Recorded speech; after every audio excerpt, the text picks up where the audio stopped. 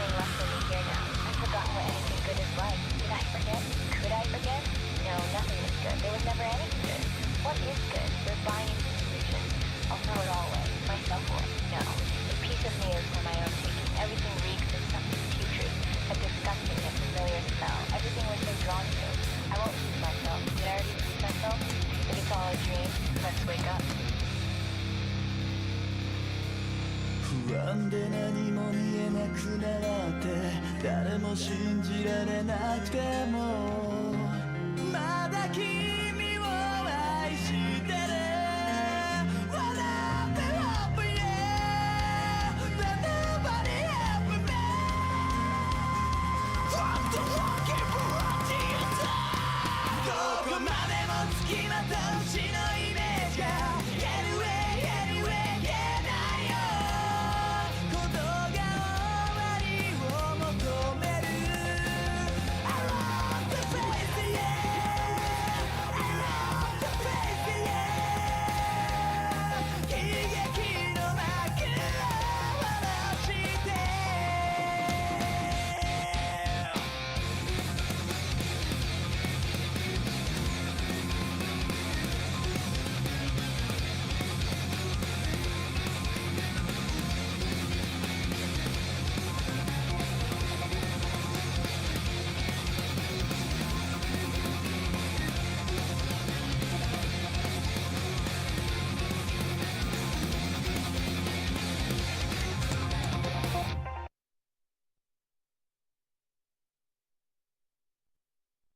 Way! Well, okay. Today's stream is a different one today. Normally, I do play Zenless Zone Zero.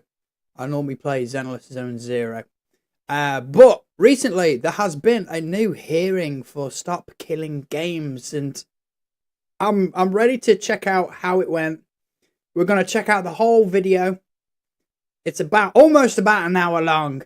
And we're going to discuss it. This is basically my first discussion video. So strap in, ladies and gentlemen. Let's go. Okay, right. So I believe it is this one. Stop Destroying Video Games, ECI, European Parliament. Right, okay. Oh boy. How is this going to go down? How is this going to go down? Liebe Kolleginnen und Kollegen, die Sitzung ist eröffnet. Wir beginnen mit The sitting is opened and begin with our agenda, and this is the European Citizens Initiative Stop Destroying Video Games. Now, the first speaker for this morning. Hey, Zane, welcome to the stream. Welcome to the stream. Oh, as you can see, we are having a discussion video today. I'm awesome today. I'm awesome, Zane. I'm awesome. When you buy, let's say, a toaster and it breaks, you often can't repair it. Spare parts are not available, manuals are not accessible, and necessary updates, software updates are not provided. And the result, consumers are faced to throw away a product that they could have easily... Yeah, there is. Yeah. So today, Zane, we're actually checking out the Stop Killing Games movement. Recently had another hearing today. We're going to be checking out what's been going down, what's been discussed, who said what and what. So yeah, it's a bit of a serious video today, guys. So get your head in the game. Order in the court. Order in Sikthy's court. Stay down. Stay put. I am the law here. I ain't going to be able to take this seriously, am I? Okay. Oh. Been using longer. And that is so annoying, and a lot of citizens complain to us. And I'm so proud that we found a legislative solution to it, the right to repair, which obliges producers to repair their own products, and that gives consumers several tools to repair their purchases themselves. But this logic of extending the lifetime of physical products doesn't apply to video games. And this is the core of the European Citizens Initiative we are talking about today. When you buy a video game that is connected to the publisher online, you actually purchase a license for using it. A license defined by the publisher that potentially can end at any time for any reason. Yep. Just that you're not aware of it. And if the publisher then disconnects a video game after notification not only to the Okay, that's okay. Yeah. So yeah, recently, as everybody all knows, there was Sony snuck in a DRM into the digital purchases. So you get basically like a temporary license. I think it was for 15 days, you had a temporary license, and then you have to online check your game, and then you get the permanent license. So, but the only problem is, what I find really funny about it is how is that going to work with someone if their internet goes off all of a sudden? They'll need to reconnect to the internet, and does the 15-day thing just reset itself or something? I don't know. It's kind of bizarre. It's been a massive discussion on the internet. There's lots of like people saying like, oh, it's fake news and all. It did start off with being a 30-day check every single month, but that got debunked. And Sony was very how do I put it? Very sneaky about it. And like everybody says, we didn't, because it was someone on the internet basically said, oh, okay, support ends. all right, let's go. It is literally dead and non-repairable for you, no longer playable for the consumer. So over 1.2 million Europeans demand us to put an end to this forced and untimely death of video games. Yes. And I congratulate all the citizens who were so active and also the organizers of this great European Citizens Initiative. As the Internal Market Committee, we are working hard to ban a practice from the single market that forces consumers to buy new products to the detriment of their wallets and the planet, planned obsolescence. Planned obsolescence is defined as the deliberate design of a product with an artificially limited useful life. And this logic also needs to apply to video games in EU consumer law. And I sincerely hope and urge the European Commission to come up with a solution on how the specific situation of a licensing model can ensure the same level of consumer protection for gamers. A solution to avoid the unknown, arbitrary end of the gaming fun and a long life to what has long become a part of our culture. Thank you. Yeah, pretty much. Dankeschön. Für den Rechtsausschuss erteile ich nun das. Thank you. For the Euro Committee, Mr. Kujuk. Okay, we got Madam President, dear Commissioner, honourable colleagues, on 16th of April, Jury and IMCO, in association with PETI, held a joint public hearing on the European Citizens Initiative, Stop Destroying Video Games.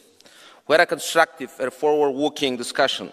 We drew on the expertise of the organisers of this initiative, who are dedicated in mobilising to shape the EU's legislative agenda. Video games are not just entertainment. They are art, innovation, and a vital part of our cultural landscape. Our public hearing... What I keep hearing a beep. You keep hearing a beep? Oh, that's weird. No. Bizarre. No, okay. How are we doing this? Right. Here we go. Allowed us to explore how EU law can better balance the protection of intellectual property with the rights of consumers and creators, and how digital ownership can evolve to reflect the realities of a fast-changing industry. The Stop Destroying Video Games initiative, backed by nearly 1.3 million citizens, highlights a real problem. Users lose access to games they have paid for, sometimes even without a warning. Thus, stronger protection for consumer rights is needed in a sector. The initiative calls for publishers who sell or license video games to ensure that video games actually are functional and playable for a longer period, with no remote shutdowns unless they first provide consumers viable means to continue playing. But we must also recognize that publishers, especially small startups, depend on sustainable business models to keep creating. They often struggle with rising costs, fragmenting markets, and piracy risks. So, how do we fix this fairly? Several priorities emerged from our hearing, with solutions that take all elements into account.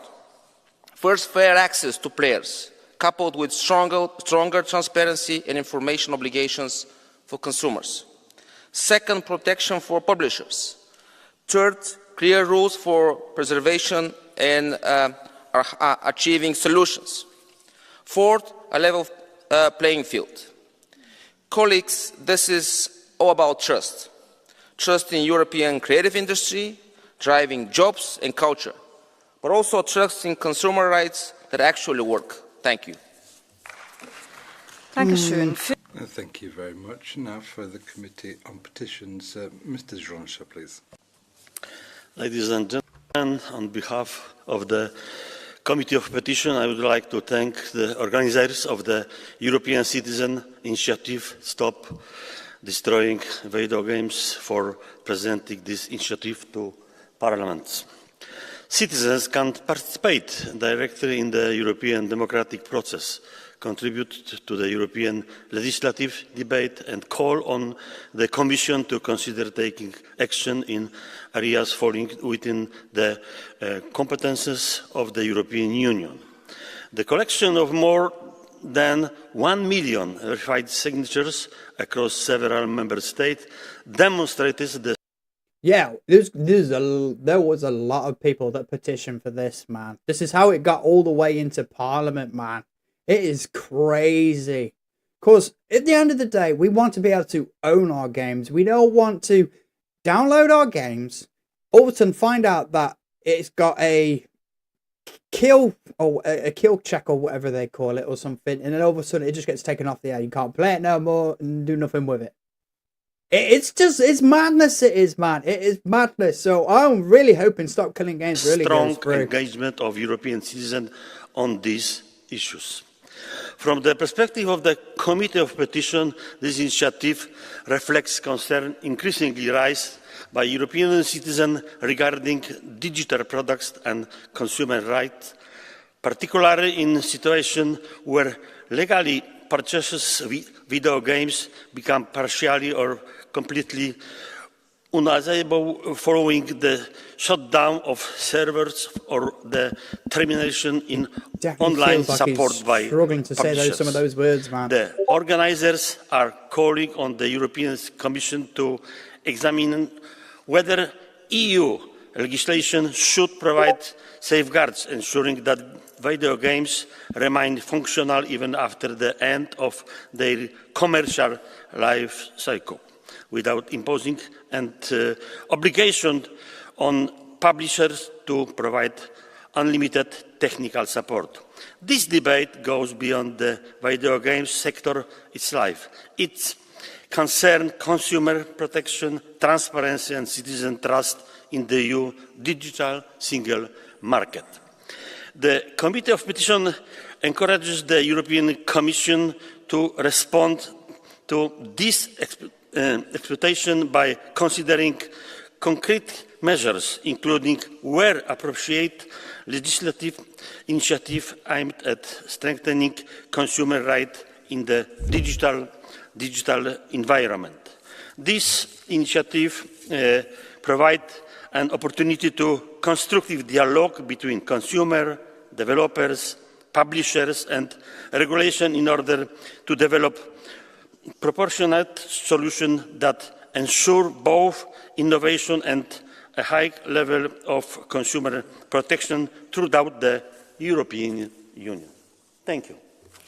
Okay, Vielen Dank. Nun erhält Thank you very much. some of his words I could not quite make out. I could get some of it, but okay, who we got now? I think there's a lot. There's a lot. Madam President, honourable members, I would like to begin by congratulating everyone who organised and supported this initiative. Indeed, us gamers, man. European citizens' initiatives allow people to put the issues they care about directly on the European agenda. Within 1 year, the ECI obtained nearly 1.3 million validated statements of support from EU citizens and reached required thresholds in a remarkable 24 member states. Whoa, man, 24 states, bro, that's successful insane. ECI, and successful ECIs have triggered public debate and a number of actions across our union. Most of you are familiar, of course, with this initiative that we discussed this morning. Let me summarize in just a few words. Video games are a leading creative industry. Indeed. Its revenues are estimated at 170 billion euros globally. Yo, 170 billion euros the game industry is worth. Holy shit. That's insane. Bloody hell. I mean, I understand that we gamers, we love our games and stuff, but if that's how much the game industry is worth, man, we need to save it in a healthy manner, man. We need to save it in a healthy manner. We can't have these corporate greedy people taking them away from us and just saying, hey, yeah, you will not own anything. No, that will not sit. That will not sit. Globally, and around 22 billion in EU alone. This makes the video game industry worth 7 times the music industry, for example. Playing video games is a regular... Yo, it's worth 7 times more than the music industry. Whoa! Holy yo, I thought the music industry would have been bigger, but the game industry is 7 times bigger? What? Holy shit. That's wild. Oh my, you learn so much when you watch these kinds of things, man. For 3 in every You 4 really European do. citizens. The issue at stake in this ECI is the changing nature of video games. Increasingly, they work as services relying on the game publisher's support. The publishers can and... Hey, Alex, welcome to the stream. Welcome to the stream. I'll just put it right there, just letting you know that today is quite a discussion video. As you know, we are watching the Stop Killing Games latest hearing. And it's going to be interesting to see what everybody says. We're going to find out all the corporate goombas and all the people that actually support it and stuff like that. So, yeah, enjoy the show. Enjoy the show. Are them some Spyro emotes? Are those Spyro emotes? Are them Spyro emotes? They look like Spyro emotes. This prevents the players from playing them further. And I hope you have a good day as well. Have already paid for them. And this is a complex issue with several implications. Beyond the EU copyright law and consumer rights, it is also about our digital heritage and the sustainable evolution of I thought it was Spyro. The ECI organizers presented their initiative to Executive Vice President Virkkunen. Spyro is such an awesome game, man. And I love the reimagining. It's so good. The European Parliament heard the ECI organizers on April 16. The Commission has taken good note of these positions and everything that was said. And we're now examining the ECI and preparing... Oh, you're getting ready for Comic Con. Wow, that's awesome. I haven't been to a convention this year. But I did go to a video game market and picked up some really good stuff. Nevertheless, I would like to highlight I'm having an awesome day, thank you. Transparent conditions. As European consumers, gamers should be entitled to enjoy the digital services that they have paid for.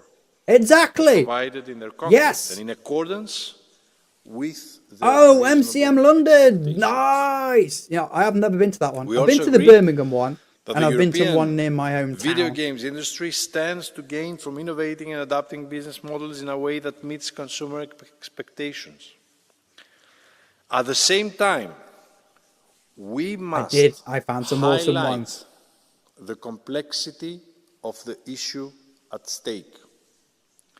As part of our assessment, we will also examine how existing rules apply and whether they would require further clarifications. So I trust that this debate will address the various facets of the problem and further develop some of the arguments put forward at the 16th of April hearing in the European Parliament. I've been to London. The Commission will then finalise it's too big a city, man, to handle. Too big a city, man. Before summer. When you go to Birmingham's big enough for me, but London's like, it's huge. Your views to Executive Vice President Virkkunen. Oh, your mum's birthday. Happy birthday to your mum, man.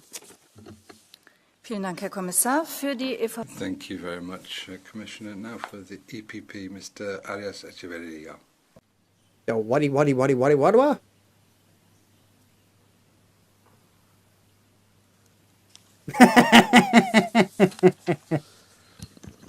That's what she said.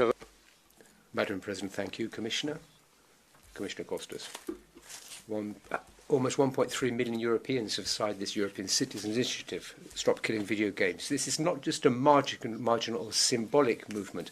This is a movement of consumers, developers and citizens who have been facing this problem in different ways. We've been facing it for years, those who promoted man. this initiative. Early 2000s, I reckon. The European video game industry is an innovative, creative industry of strategic importance for Europe. We must therefore protect it and ensure that it's not exposed to disproportionate or abusive practice regarding either the businesses or consumers. We're aware of the fact that there are technical difficulties, costs and challenges in terms of intellectual property, cybersecurity or the maintenance of infrastructure. For these reasons, Europe has to act in a balanced way via dialogue with legal certainty. We shouldn't be imposing additional burdens or unnecessary obligations, so we have to look for proportionate solutions which will enable us to avoid the fact that video games become suddenly obsolete without viable alternatives for the users. Exactly. Commissioner McGrath from the European Commission has maintained contacts with those promoting the initiative. We welcome that in his proposal, which we've just heard about. Yeah, price for gaming is a lot compared to years ago. It's shocking. Yes, it is. One of the funny things I was talking about, I think it was a couple of days ago with my friend. And I said to my friend, like, look, I never paid 60, 70 quid for any games back in the day. I think some of the PlayStation games were about 30, 40 quid to me. That's how much they were to me anyway. And a lot of it, if you remember back in the day, a lot of people, when the prices did go up a tiny bit, people started chipping their consoles, didn't they? They started chipping their consoles and getting games for like 5 quid from someone to like copy games for them. But yeah, I don't remember the game prices being as high as they are now when I was a kid, man. It's absolutely ridiculous. I mean, a kid trying to buy a game today with any kind of pocket money, it'd be lucky enough to get a pack of sweets. I know it's harsh. Oh yeah, online gaming was free. Yeah, it was. I think the first game. I think one of the first. There was a couple of games that you did have to pay for, but there weren't a lot of games like that. I remember a game called Legend of. Do you remember a game called Legend of Mir? You got Mu Online, and you got World of Warcraft. Those are 3 of the games that I think were like paid online games. And I think Final Fantasy 11 as well. That was another one that I liked to play. Apparently that Fredo's only enough breaking the bank. True that. True. I remember this. Yeah, Fredo's used to be 10p or 5p if I remember. He focuses on one key question. European legislation is already sufficient if it's the question is it sufficient if properly applied, or do we need to develop a new legislative framework? That's the main focus, I think. We have to listen carefully, then act in a proportionate way. Europe has already led consumer protection in the digital world. We should do this once again for this. Yeah, wow, I used to play WoW a lot in the day. Strong and the only problem industry. is I didn't really play it calling the European Commission to for very continue long. This work, I think I played the very first WoW for about half a year. With all the stakeholders. And then every time a new expansion came out, I joined back on it. I just couldn't get into it. I just couldn't get into MMOs. I've already been in contact with the. I was always a single player platform fighting JRPG kind of guy. I preferred those kinds of games. Effective solutions serving the interests both of consumers and the European video games industry. Maintaining access to video games is also part of maintaining our culture and our digital heritage in Europe. Thank you for the S&D. Ms. Gomez-Lopez, please. One of the things I'm finding interesting, they're still mentioning about our digital culture. A lot of these people so far are mentioning about our digital culture, like they're proper pushing for digital. They're really proper pushing for digital. And I'm like, PS1 platformers for me are where it's at. Yeah, man. Spyro, Crash Bandicoot, there was some other ones I think as well. What was that one game? There was a game that recently came out a couple of years ago, and they bought a collection of them out. There's only 2 games for it. Cola World or something. I can't remember what it was called, man. But it's a good game. It's a fun little platform, and it was on PlayStation 1. Then you've got like stuff like Abe's Odyssey, man. Abe's Odyssey, man. Remember that? Oh man, the original Abe's Odyssey. Hard as ass game that was. Oh man, that game was hard. Hello. Bye bye. Stay here.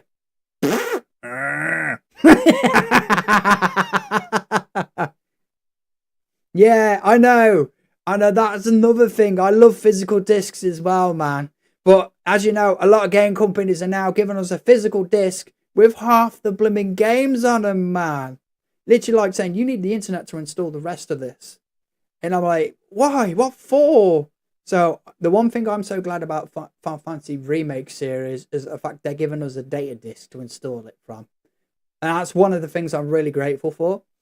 Because can you imagine the backlash that would happen if they said, oh no, the Final Fantasy Part 3 is not going to have a data disk. You're going to have to install it from the internet. I'm like, nope. Side-eye to Spyro Reignited Trilogy. Absolutely. I think it was an amazing remake. I also like the remake of Crash Bandicoot 1, 2, and 3, man. Oh my god. I played the hell out of those. Okay, we got now. Thank you. First and foremost, I'd like to congratulate the people for bringing forward the European Citizens Initiative. This is a tool which allows Europeans to be listened to, but also to allow Europeans to propose a debate such as this one. This is an initiative that has over 1 million signatures, and so therefore it shows that there is a real concern in relation to rights in the digital economy. You know, we have the video game sector, which is a huge economic sector, and millions of people are involved. It was an amazing remake, but half the game originally wasn't on the disc. It was only in later prints they fixed that. Oh, I didn't know that. Oh, you learn something new every day, man. In it, not only as by way of means of entertainment, but also as a creative industry. That's why we need to be concerned and look at how certain businesses use unfair, opaque licenses. They shut down video games remotely, which consumers had already paid for, and so. Exactly. Yeah, there's licenses already forced into some of these games nowadays, and we don't even know they're blimmin' there sometimes. That's where they catch you out, and it's really crappy, man. It's really crappy. And you know who's done that? Ubisoft, man. They're buggers for doing that. People can't continue to use them. Now, the S&D, we believe that this needs to change. And Commissioner, we like to see a revision of intellectual property rules, and this should be done in relation to the directive on copyright in the single market. I'd also like to speak about protection of minors. This is something that needs to be addressed. The only way they can steal my game is if they break into my home and steal my discs. They can try steal my discs, but I've got samurai swords in my house, so I'll be like, I'm gonna chop you up, get out, you ain't touching my discs. Impact assessments on games which are targeted at young children. You know, our cultural heritage is important in the digital sector, and we need to make sure that young people are at the heart of this debate. Thank you very much. Thank you for the ECR. Well, I don't think it's just young people in it. I don't think it's just young people they need to keep in forward for this debate. Also, the people that grew up with that era of video games as well. We're the ones that noticed it. We're the ones that noticed that the corruption going around in our video games since the early 2000s. We grew up in the late 80s, 90s, and 2000s, and we've seen it unfold slowly over time. And now it's got to the point where we're like, hold up, what do these companies think they're actually doing? What do they think they're doing? So at the end of the day, it's not just the current generation that you should be concentrating on. It should be the generation that's grown up with video games in the first place as well. You can't just go, oh, the 2020s kids or the 2010s kids. Ubisoft, I love the Watchdog games and Assassin's Creed, but when they remove games, it makes me not want to support them. Yeah, I'm the same. I like the Assassin's Creed games, but I haven't bought an Assassin's Creed game since Valhalla, man. I was looking forward to the Samurai Japanese one, but oh my god, what they did to it. Oh, I don't even want to discuss it. Oh man, we're the ones that lived it. Yep, exactly. We're the ones that lived. God, I feel old saying I'm 29. Oh. Oh, well, you're 29. I'm 37. Believe it or not. But I look like a 20-year-old. Everybody's like, yeah, you look younger than 37. Yep, I'm an old fart. Szanowni Państwo, I don't think anyone in this chamber doubts the fact that we should protect consumer rights, and the European Citizens' Initiative on video games is the great example of how citizens can genuinely try to shape their legislation in Europe. Now, the problem of access to games that have been bought is a real problem. When servers are arbitrarily turned off, then consumers lose access to digital assets that they've honestly paid for. Exactly. And that's something that strikes at faith in or trust in the single market. Exactly. That's why I would like to express my support to the breaks gamers the trust of who the consumer, are working in a towards sense. Regulation in the digital world. We support this initiative, but at the same time, I would just like to say we need to be cautious not to over-regulate the market. The games market in Europe still needs to be able to develop so that the European sector can continue to grow. So I call on the Commission to be open to this initiative, but to be pragmatic in their approach so that we don't end up with over-regulation and so that our games market can continue to develop. Thank you. Interesting. Interesting. Very. He's talking about the growth of the games and industry market and all that stuff, but he's failing to understand that I don't think by changing the law that we can own our games is going to affect that. If anything, you're going to get the thumbs up from the consumers and the customers if you give us what we want. That's crazy thinking that. It's like we've got to be careful with how we approach this. That was a weird one. That one was saying. Thank you very much. Now for Renew, Mr. Minchev. thank you very much, Madam President, dear Mr. Commissioner, dear colleagues. Firstly, let me congratulate the organizers on collecting 1.3 million signatures. That shows that this issue matters to European citizens. Today, a video can easily cost over €70 or more. Imagine paying for a game only for the publisher to switch it off forever in a couple of months after that. No access, no ownership, gone. Most people would call that unfair. And this is not only about consumer rights. Video games are also... Exactly. Keeping the fans and the consumers happy should be what companies want anyway, surely. Yeah, exactly. Because one of the fundamental things is without us consumers and customers, there wouldn't be these industries and companies. We buy their products and we give them money. That gives them a boost in their revenue, in all their charts and all that kind of stuff, and gives them more money to produce the next items and so on.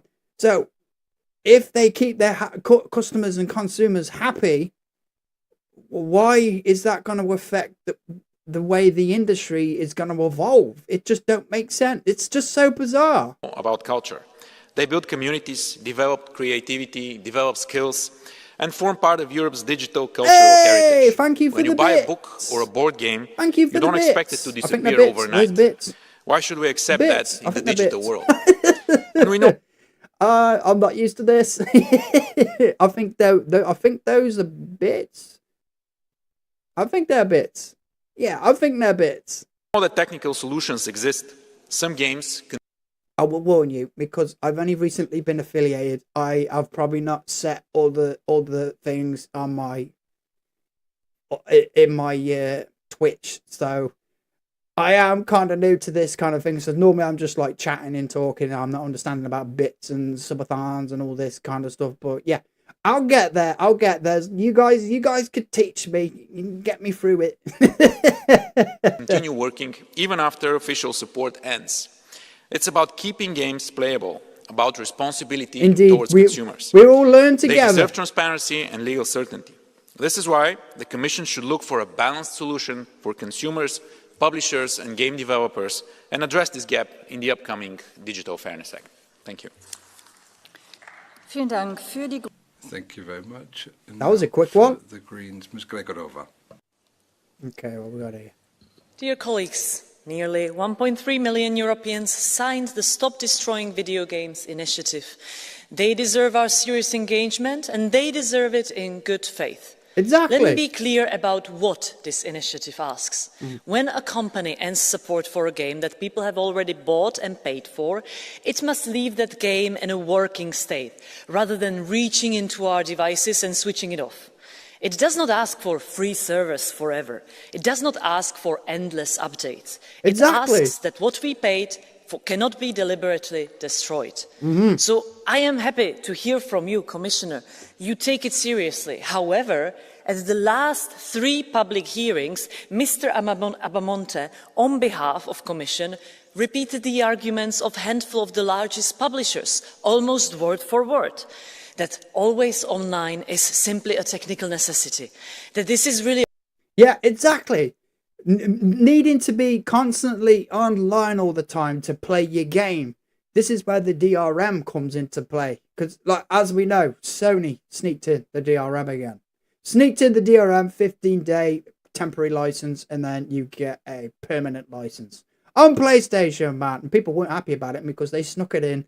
They stayed quiet, and it created quite a massive amount of backlash. So, bad on you, Sony. What are you doing? A copyright question, that consumer rights must somehow be removed for consumer safety. Another one as well. Consumer rights need to be removed for consumer safety. No, it doesn't. It doesn't. I just don't understand what they're trying to see in that logic. Why? What? I don't get it. Honestly, I just don't understand how some of the industry is seeing things. Commission, these arguments do not reflect how games actually work. Exactly. And they do not reflect what these citizens are asking for. Players have kept Counter-Strike and Minecraft running on their servers for over a decade. Exactly. Which means that the only thing standing between a paid-for game and its destruction is not technology. It is a business decision. If the Commission really would believe these arguments, then buying isn't owning, and piracy isn't stealing. And last time I checked... Whoa, did she really just say that out in Parliament? Bro! Yo! Pirating isn't stealing. She just said that out in front of the European Parliament. Whoa, man. Gee. Oh, man. This, I like this girl. She's bold. She's gone full pirate, man. Everyone sail the 7 seas, bro. If the game isn't using online components like GTA Online, for example, then we shouldn't need to be connected to the internet to play a game. Exactly. We shouldn't. This one's gone full pirate, man. She's literally laying it out there, man. She's literally laying... You disagreed with those statements. Thank you.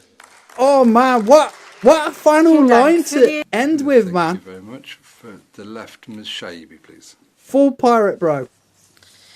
Merci, Madame la Présidente. Thank you, President.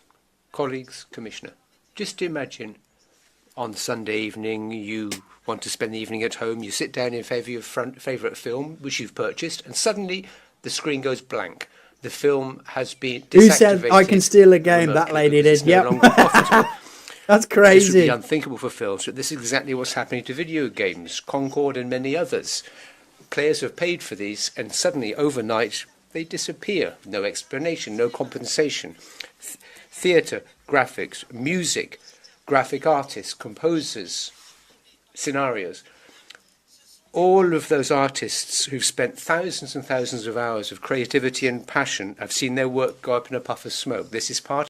Exactly. It's not just the fact that you're destroying a video game, you're destroying what all these producers and artists and musicians have put into this game, and you've just gone, yeah, no, it don't exist no more. It's gone. Bye-bye. Kill switch. Pff, gone. It's insane, it is.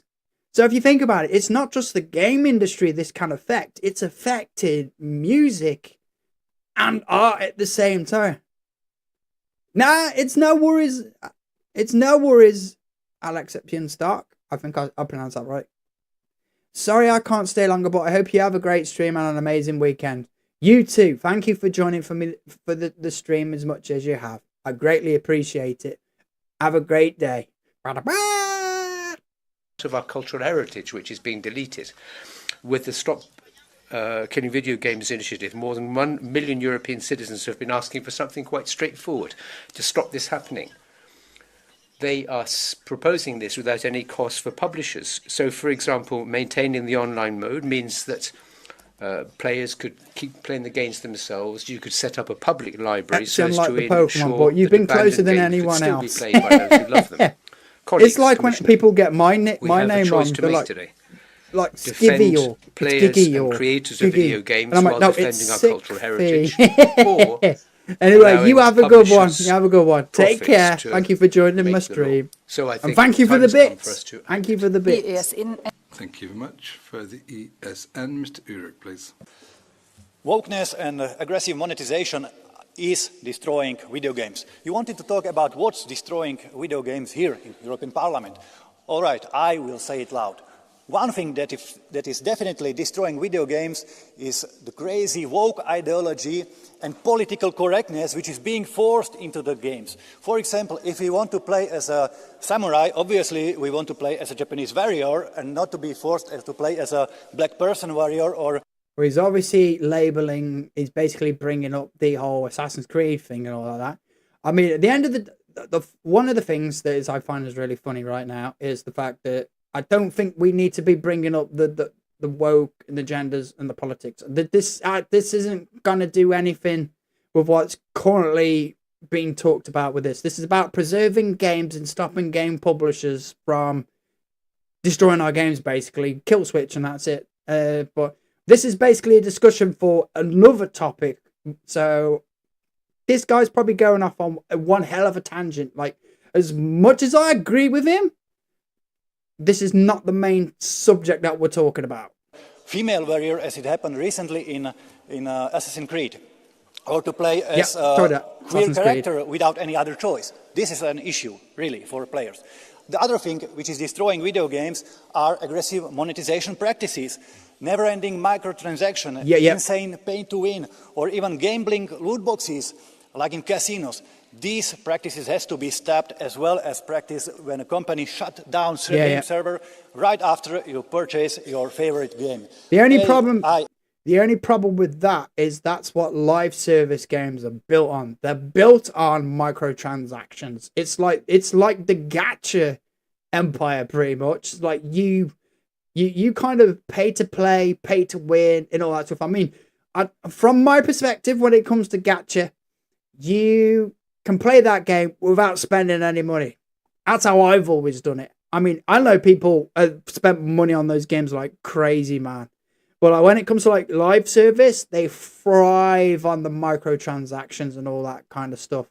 One of the things I don't mind DLC as long as it isn't taken to a point where there's so much DLC that they need to bring out another version of the game. It's like, could we just get the full game off the bat or something? I know it would probably take longer for them to create it, but yeah. As a computer game player, stand fully with the other players. We want fair game and we don't want to be cheated. Damit endet die And that is the end of the round for the political groups. And now I'll hold people to their allotted time. Next speaker is Ms. Walsman, please. Frau Präsidentin. President, colleagues, the European Citizens Initiative, Stop Destroying Initiative, asks a key question in relation to the digital industry. When a consumer has a digital product, be it a video game or any other a software update, does the consumer have the right to use this product for a long time? Or is the use of this product just the privilege of the developer and therefore they can change it as such? Now, the answer from European citizens is absolutely clear. It's that people have paid and therefore they need to be able to use the products that they've paid for. There's no end time for something you've purchased. It's a question of protecting people's property. Exactly. There shouldn't be no kill switch or end time for a piece of software that you've purchased online. Why should that be there in the first place? We don't want a kill switch. We just want, buy our game, we keep it. It's locked. We can maybe, I don't know, copy it off our console or something, so we can save it for ourselves or something like that, man. But putting these kill switch into these games, like, but keeping them there, like, they don't give you any kind of indication of when it's going to close down. Like 4 years later, you go to open this game up, it's no longer available and you can't play it anymore. It doesn't connect with the servers or anything like that. So yeah, I do agree the kill switch needs to go, but it isn't going to work for live service and gacha games.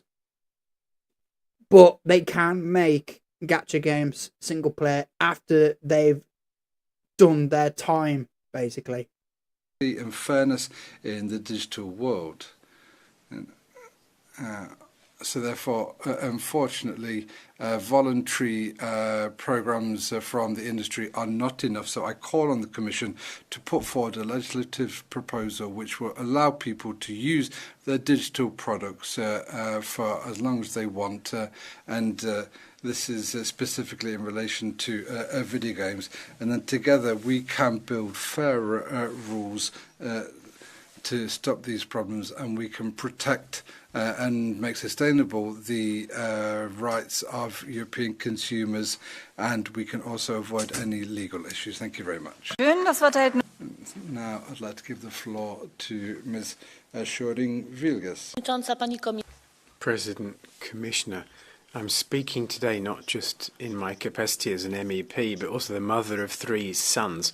And whether I like it or not, they are growing up in the games world. Now, games is more than an industry. It's part of our cultural heritage. Wild. It's stories, pictures created by thousands of creators and artists who create this sector. Games are a medium that allow young people to learn about other cultures and history, and sometimes they're more engaging than other forms of education. Exactly.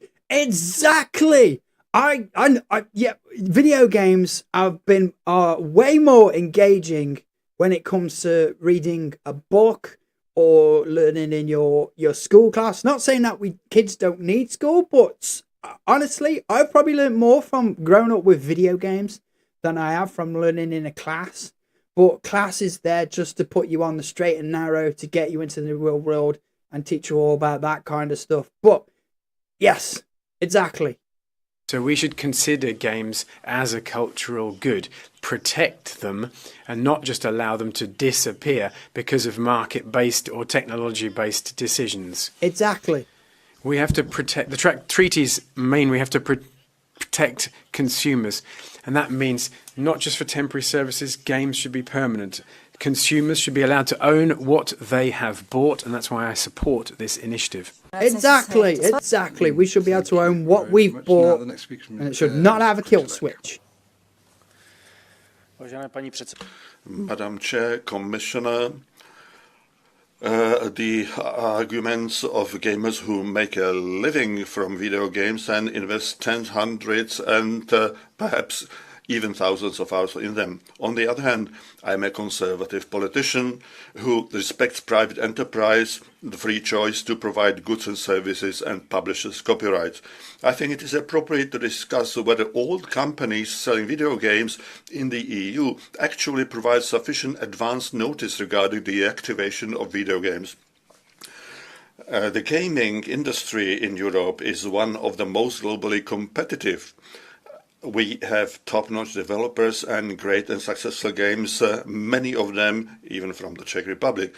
We should therefore focus above all on ensuring that the gaming industry has the best possible conditions for its future development. By colleague Gregorova, please. 93. No, 57. Děkuji moc, zeptám se v češtině. Thank you very much. I understand that you are a conservative politician, and that's why you protect private property. So if you buy something, then it's yours. So why don't you respect the same thing in case of the video games? I knew that woman was going to say something. This guy does come, well, straight away he said he's a conservative, so he's like, oh, he wants to protect the companies. I think he wants to protect the companies more than the consumers, but he's trying to come across like he's being friendly to the consumers. I believe that I do not buy a house or something physical, only a license for playing a game. And that's why I want rules that will be clear both for the producers and also for the purchasers of the licenses. He's talking about the licenses. He's talking about basically like, because the game's got a license, we own it. You don't own it. That's basically what he was kind of trying to say. And she literally didn't even let us see what she was saying. Thank you. The next speaker is Ms. Nimurku. Thank you, Commissioner and President. These games tell stories and they are part of our culture. Exactly. There are millions of people who play these games. Indeed. It's more than just entertainment. It creates friendship across countries and languages. Indeed, it brings people and cultures together. Yep. It creates a community, and these are the values we celebrate in Europe. But today, these games... And we are the game community that come together and say, like, hey, look, this just does not go well with any of us. We want to own our games. We don't want this. We don't want this kill switch. We want to keep this community alive. There are people that have made friends through gaming. There are people who escaped reality through gaming. We don't want you touching this. That enough's enough, basically. Can just disappear overnight. Exactly. A Don't want it server disappearing may overnight. be closed down and then the games are gone. This isn't fair or proper. Gamers should not be left without anything. We need to keep these games alive, long beyond, to ensure that they are protected. We need to listen to representatives of the sector and protect culture. We need to ensure greater fairness for the gamers. When someone buys a game, they should be able to have the opportunity to play that game for as long as they wish. Let's promote this initiative. Thank you very much. Exactly. Thank you. The next speaker is Ms. Ohizalu. Chair, Commissioner, colleagues, I love video games. I've been collecting them since I was a little girl. Oh, we've got a collector. collectorate. The friendships, winning and losing together. And here's the thing, I can still play those games, those old console games from the 90s, Yep. but many newer ones, gone. Exactly. Not because they broke, but because a publisher decided to shut down a server. Sometimes without even telling the players. We're talking about an industry bigger than movies. Esports draws more viewers than traditional sports right now. This is real culture, and it is being deleted.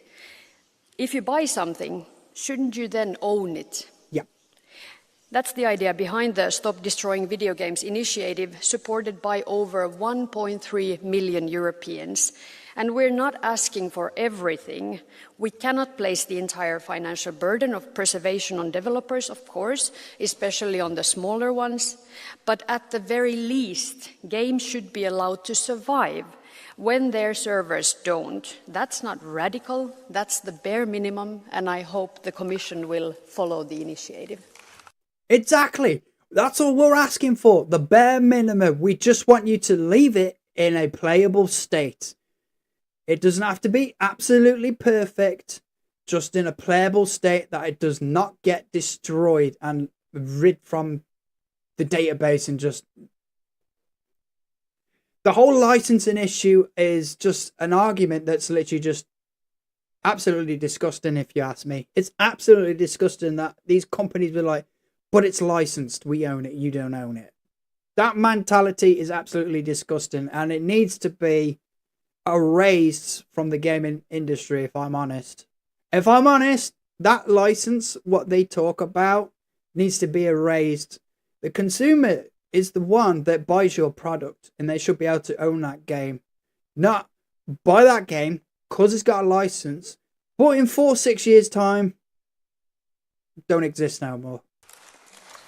And we've paid 60, 70, 80, even 100 because of how crazy the games are getting now. Thank you very much. I support the initiative Stop Destroying Video Games. I'm a player myself, but unfortunately I'd have less time for that now because of work. But my children have plenty of time and they play too. And that's very good. If they play in moderation, they're learning creativity and they're discovering this taste of success and learning how to lose. And so it's a good preparation for the real world. Now, what are we talking about here? Well, imagine if a car manufacturer suddenly turned the engine off in our car that we'd bought. We wouldn't be able to drive it. We could get in, but we wouldn't be able to drive it around. In the game sector, that's what is happening. Publishers are blocking products that we've already bought. It's a violation of consumer exactly what rights, I was saying before. It's a violation. We should change that. Cutting off access to games that people have paid an awful lot of money for in the past. Now, we're not suggesting that servers be financed forever, but rather they can be hosted privately. And so I support this initiative. Thank you very much. Exactly. Thank you. The next speaker is Mr. Geisel.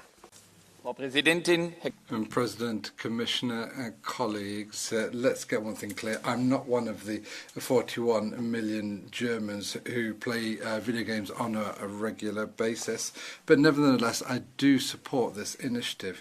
If you purchase a license for a video game, you clearly understand that you can play that game for as long as you want. If you buy a book, then you don't expect the publisher to come around your house and take it back off your bookshelf a couple of years later. Exactly. You imagine that. Imagine all those mangas you collected. You don't know nothing about this license they put onto these mangas. And someone busts in your house and it's like, right, down to the floor. Now, get down to the floor. Right, where's your manga? Tell me, where's all your manga? And they literally just take all your manga and just burn it. And like, yep, no, that's it. You can't own this. You don't own this. We own this. This is the company's property.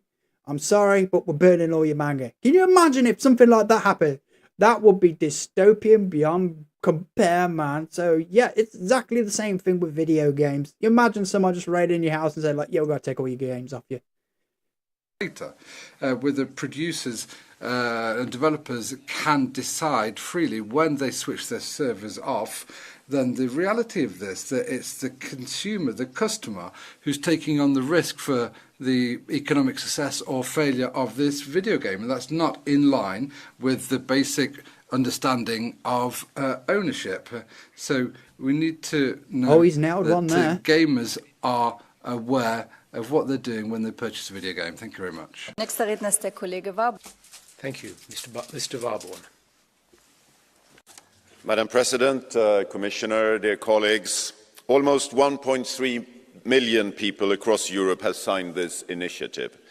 And I think that's a signal we need to take seriously. But taking it seriously also means that we have to ask the right questions.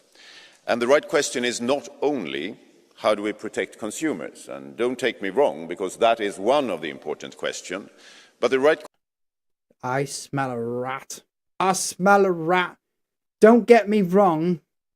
Consumers is one of the things, blah, blah, blah, blah, blah, blah. Let's just hear the rest. The question is also, how do we build a stronger European game industry? Because right now, Europe is competing against giants in the US and in Asia. And if we respond to this initiative with unworkable solution, we do not help consumers, we help our competitors. Oh. Video games are complex, creative works built on licensed content, online infrastructure, and third-party arrangements. Forcing companies to keep games running indefinitely or hand over the server code might be a solution, but it's not the simple solution in every situation. In many cases, it is technically or financially impossible and legally problematic. This is exactly the kind of person we don't want representing this whatsoever. He's more bothered about the competition overseas and the fact that it says, well, they have licenses and this. Yeah, I'm sorry, but no. Yeah, no. No, this guy is not the guy. He's not the guy. He isn't. As soon as he's talking about competitors, he's more bothered about losing to the competitors across seas, with them making more money than them. And it would hit the smaller companies and studios hardest. What we should do instead is three things: better transparency for consumers upfront, fair notice before the games goes offline, and thirdly, a better condition for European developers to grow, compete, and keep gamers engaged. Thank you. Yeah, sorry, I disagree with everything that guy said. Everything that guy says goes everything against the entire Stop Killing Games. He's literally saying we need to give them transparency to basically like say, hey, like this game's gonna last till 2035, and then it's gonna go off. We're just letting you know that as soon as you purchase this game's going off at 2035, and you don't own the license to the game, so you will not own this game. So. And then he's talking about competing competitors. That, I mean, what has happened to the game industry, man? What is it about competing? Just create something for people to enjoy. Stop trying to compete with each other. Why do we need to compete with each other? I just don't get it. The whole console war thing is like, I mean, I'm a PlayStation player. I also like Xbox. I also play. Every now and then I'll play PC games, but I'm more on my PlayStation. But I don't compare the consoles, man. I just want to play some games. I want to explore some stories, and I just want to enjoy my time with my games, create my community, and not worry about my game being taken out from underneath me. This guy isn't that guy. He just isn't. He's a red big ass red flag. This fella is. Dear colleague Warbon, there is a green card by colleague Vieira. Do you accept it? Yes. A green card. I'm sorry, a blue card. We love green cards. Yes, she's from the Greens. Okay.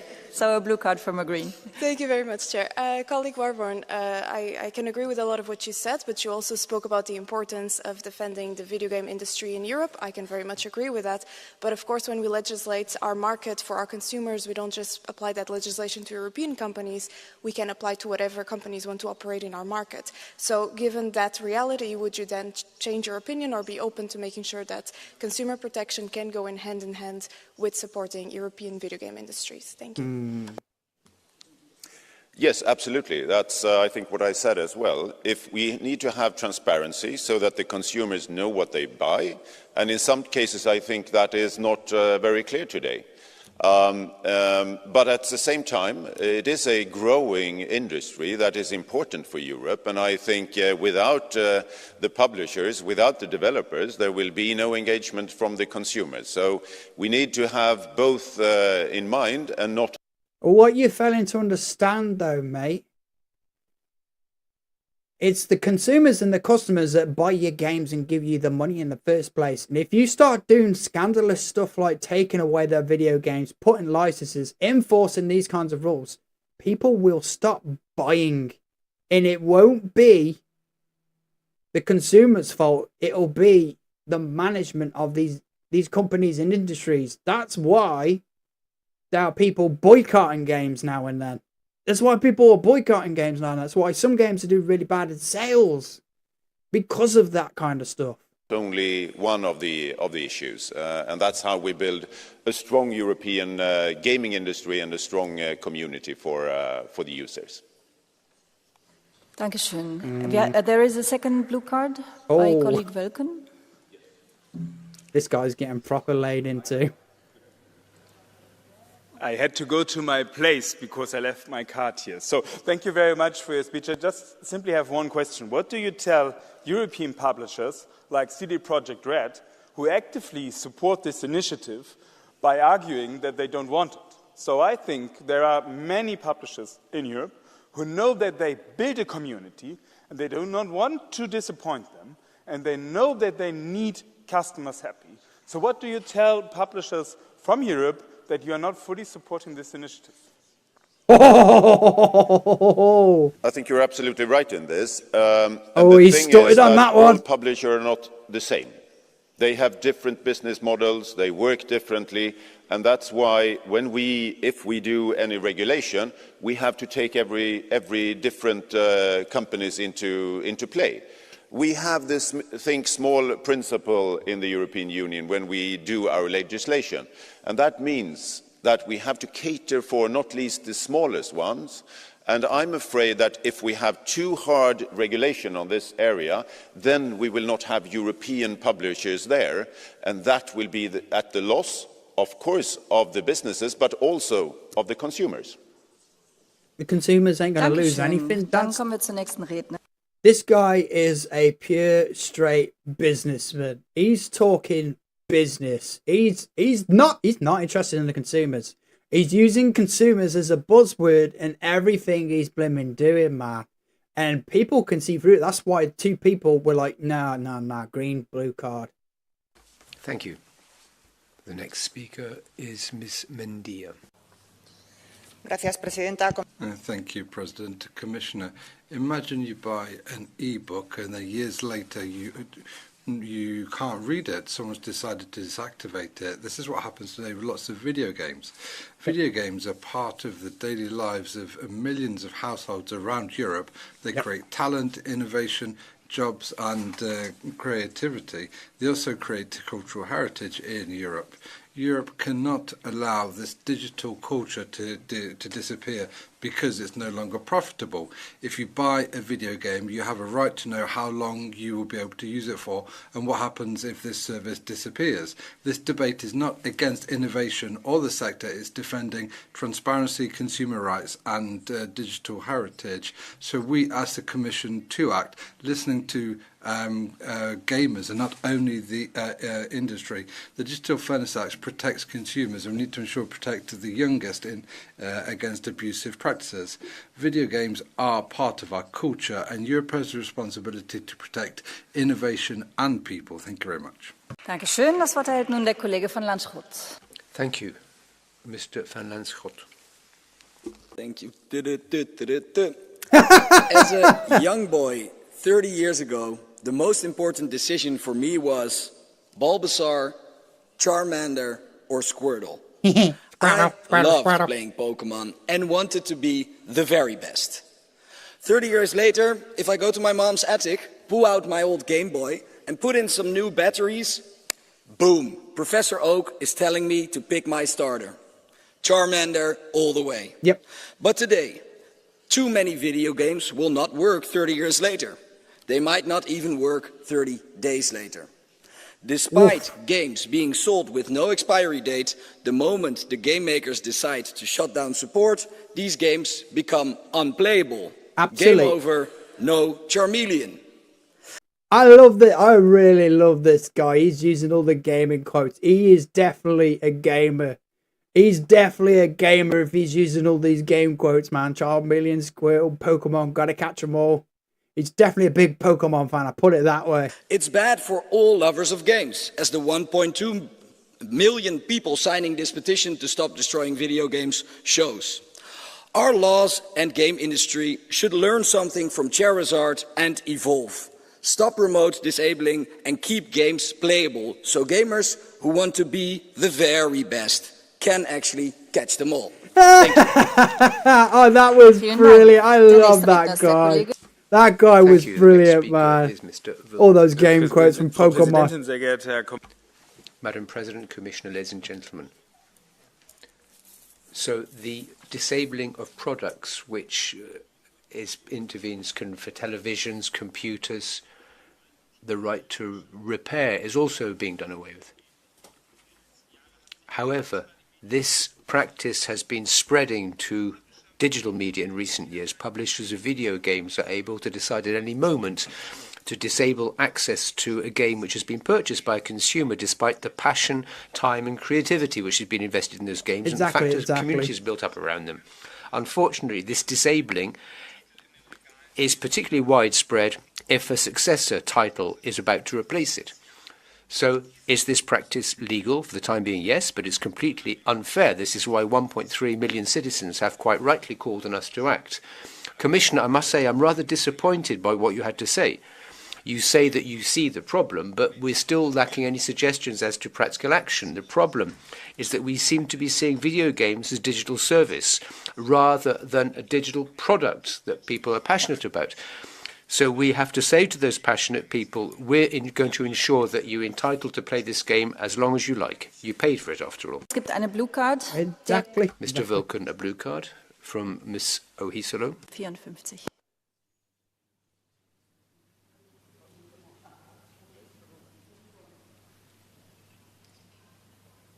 Seat 54.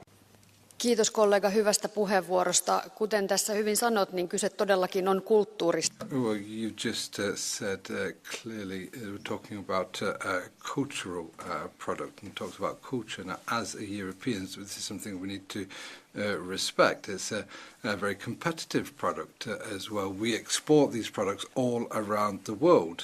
We therefore need to find a way of addressing this issue in such a way that we can protect consumers and protect both consumers and developers. You know, this is something we could address. Do you think museums can have a role here? Europäische Kultursektor, gerade auch durch Videogames. The European culture sector tells us this applies to video games. We tend to forget this. Copyright law in its present form doesn't focus enough on digital reality. And we saw this in the reform of recent legislation, where we spent years talking about the need to create libraries so that users could have access to digital media, for example, e-books, which could be lent out. We saw that there isn't much understanding for digital cultural good. This applies to video games as well. And in our legislation, we have to ensure that public libraries have a role of sharing knowledge, and video games are part of that public knowledge. Thank you. Moving on to Catch the Eye, we have a series of requests to speak. I would like to ask everybody to stick to their speaking time. That will enable us to take all those who've asked to speak. The first colleague is Mr. David. Oh, there's not much left now. We're almost there, guys. We're almost there. Long one this one is. Egy hosszú nap után csak ki szeretnéd? After a long day, if hey, you just Ruse want to play your Foco! favorite game, Is it Ruse? suddenly you see, hello, welcome to the stream. Welcome to the stream. Welcome. Of course, you can't expect companies to hope you're having a keep all great these day. games We are working discussing. forever, We are checking out the discussion of Stop Killing Games. They should be able to provide for the games that have been bought that those games are functional and can be usable. And then there's another question. Once, when you buy an online game digitally, is this a loan, or do you buy the I game am as from such? the UK. Well, most of gamers agree I'm with from the the United second Kingdom. Opinion, and this is clear from the European Citizens Initiative. Consumers cannot lose access to a game that they have paid for already.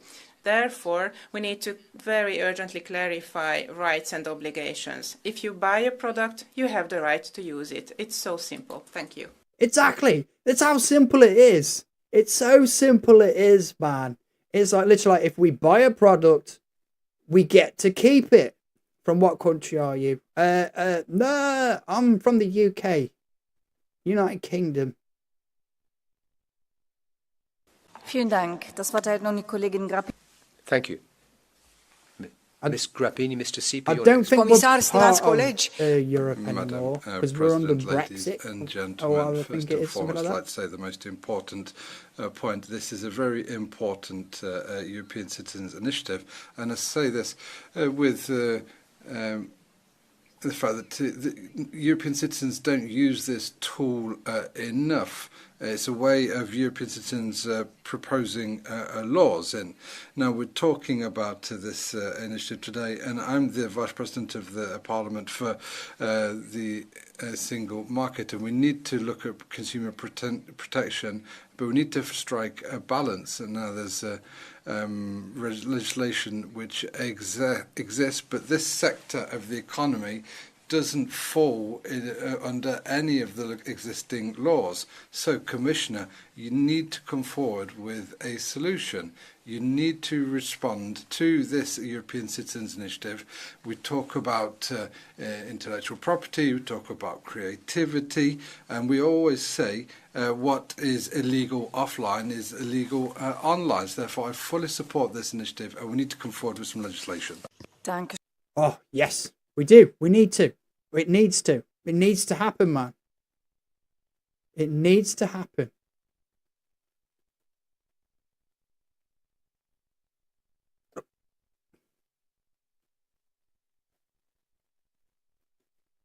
Oh, I'm sorry for this joke, but bow to to. I have no idea what you just said. You might have to explain it to me. Schön. Jetzt erhält das Right, Wort what die we got Kollegin now? Sipa. The next speaker is Mr. Sipa. And the colleague Andrew Kaitis can get ready, please. Europe, this is for Gressin, for Beats, for Silverbolt, for Ipoa. Because I was not only Lukas Sipa, I was Wilhelm von Bergen. Wilhelm von Bergen led men and women into battle on the fields of Mount and Blade Napoleonic Wars. He commanded up to 50 players. He trained twice every week and fought clan matches on the weekend. What are we He talking edited about a here? community newspaper, and he organized a World Cup with dozens of players, with hundreds of players from dozens of nations. Oh, is And he Wilhelm talking von about the Bergen birth of the existed World only Cup? because Tailworlds and Flying Squirrel did not sunset the game. They turned a community mod into an official DLC. They allowed community hosted I servers. see where They he's going with delegated this. admin rights to players. They supported the modding ecosystem instead of shutting it down. Wilhelm von Bergen was lucky. I was lucky. So today I ask the Commission and my colleagues to support the ECI Stop Killing Video Games. Not only to stop killing video games, but to protect the lives that we live. Thank you very much. Exactly. Dankeschön. Even though I Das didn't Wort erhält understand der the first Kollege- half of that, but Thank I knew you. what The he was next getting at. speaker is Mr. Andrew Kaitis. The next speaker is Ms. Vieira. Thank you, Madam Chair. Commissioner, a lot has been said, a lot of very correct, legitimate arguments. Yes, on one hand, we have an unfair practice. On the other hand, we also have the business model, because they're looking for new clients and new players. Exactly. The one guy was definitely talking about the business model and that kind of stuff, and I didn't like that guy whatsoever. He was using the consumer kind of word like a buzzword to say like he likes the consumers, but he honestly he was more businessman. This guy called Vaughan, whoever he was, I think his name was, definitely not a guy I want to be representing this. Gamers all the time, and in some cases, we can also talk about the problem of piracy. But let's not forget that. Did he just bring up piracy? Well, at the end of the day, if you take our games off us, oh man, bottle of water, mate, bottle of water. Is that what you were waiting for? What is it with when people come into the British people's streams and like, can you say it? Can you say it? Please say it. Please say it. Bottle of water, mate. Bottle of water. Oh, the joke is that the Americans say that you're British. I pronounce you to say bottler. But however, British kid with a British accent make that very... God damn it, man. Someone always has to do that, man. There you go. There you go. Bottle of water. Bottle of water. God damn it. Oh, yeah. It's all a little bit of fun. There are consumer rights. There is also cultural digital heritage, and we need to find the right balance.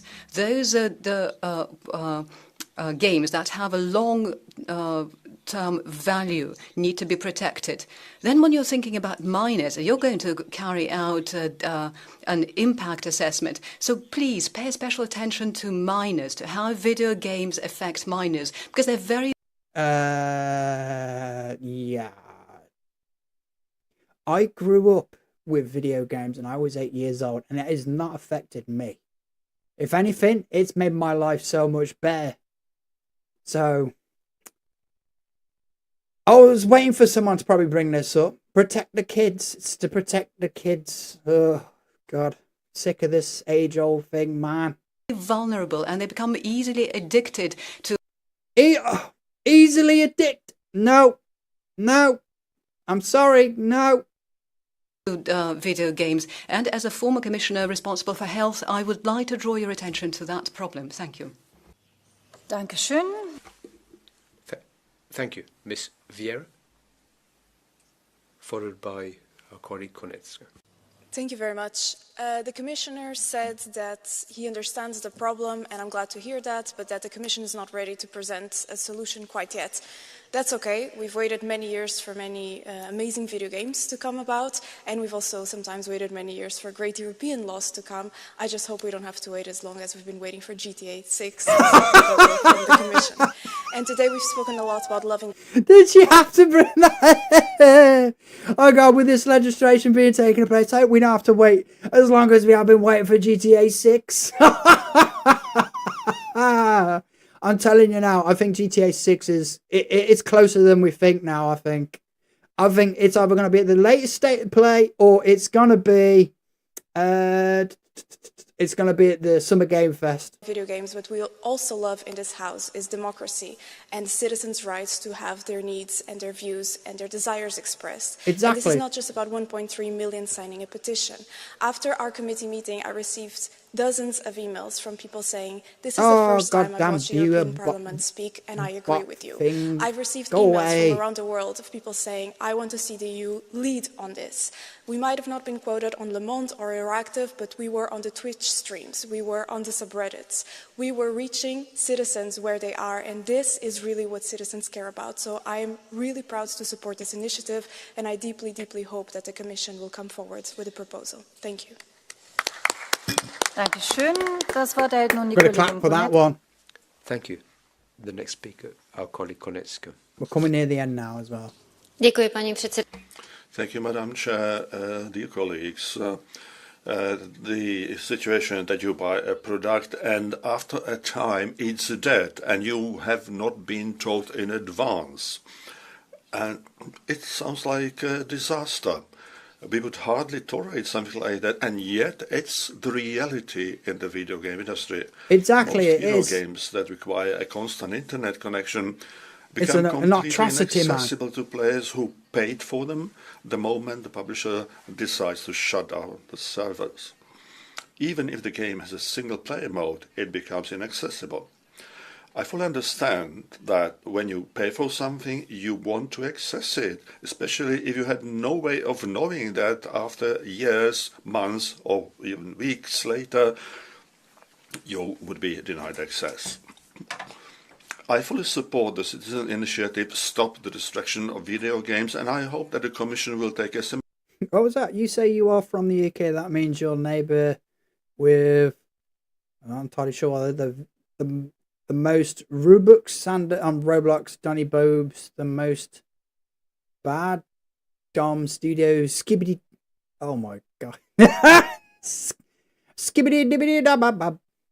Multiverse Juice and Laugh from Socks.